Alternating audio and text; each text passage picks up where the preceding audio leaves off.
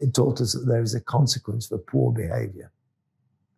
And for criminal behavior, there has to be a consequence. What role of nonviolence and conflict resolution play in your philosophy, given that your art is fundamentally designed for combat? I think the conflict resolution is very important. I think Sensei Tani, and we talked about it previously, but I'll talk about it again very briefly here. Sensei Tani believed that you could be gentle from a position of strength. Okay.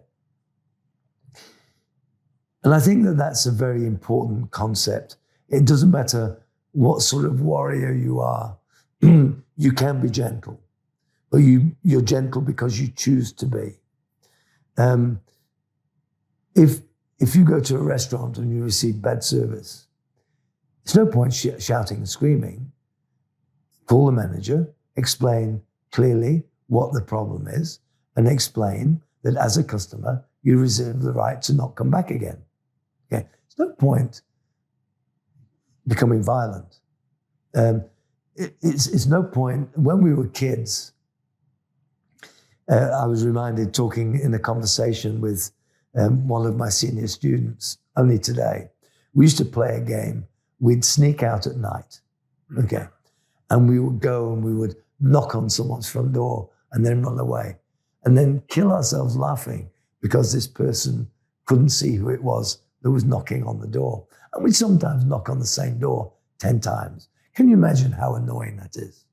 Okay.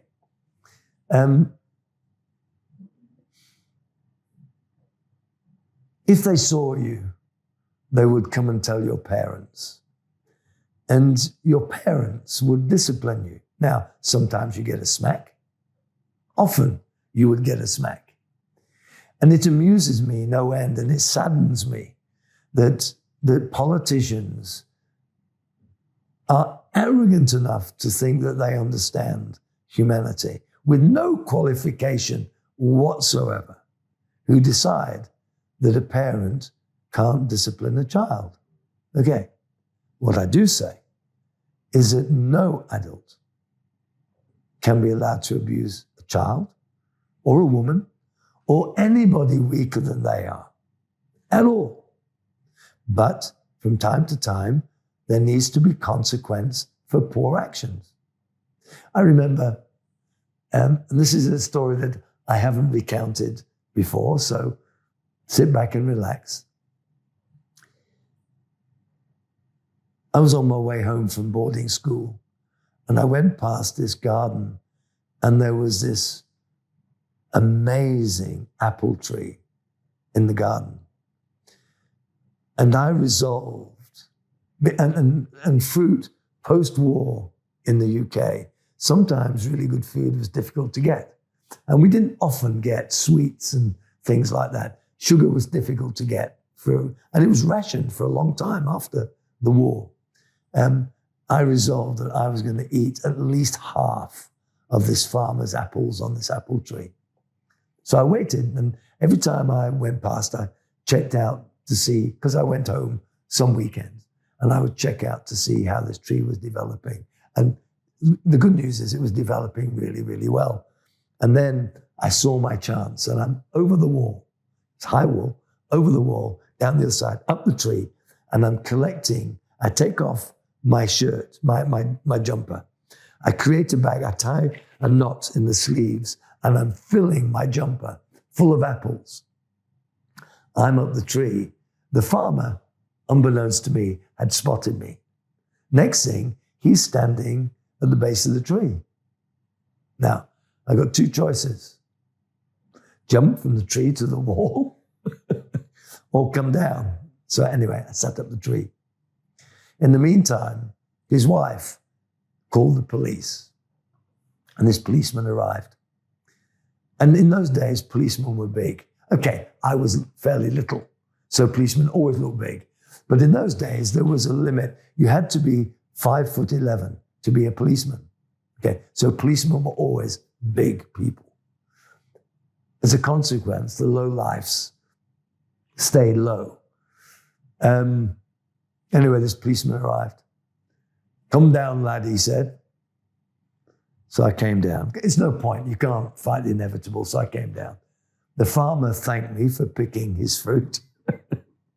And the policeman grabbed me by the ear and dragged me home. Now, today, a policeman wouldn't be able to drag you home by your ear. Because when he got there, the parents would have been up in arms. Let me tell you what happened when I got home. The policeman knocked on the door, and my grandfather came to the door. Because I lived with my grandparents, because my parents were very often away, because Dad was still in the Air Force. My grandfather came to the door, and the policeman said, "We caught this lad stealing fruit."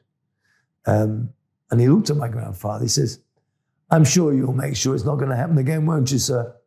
And my grandfather said, "Officer, I promise you it won't." The policeman led me by the ear to my grandfather, who took over the other ear, who took me down to the kitchen, and he belted my backside 3 or 4 times and said to me, "Don't you ever embarrass me again." Now, did that discipline harm me? Absolutely not. I grew up in a day where the schoolmaster could give you the cane. The headmaster often did give you the cane. Did it damage me? No, absolutely not. Did it damage my 3 brothers?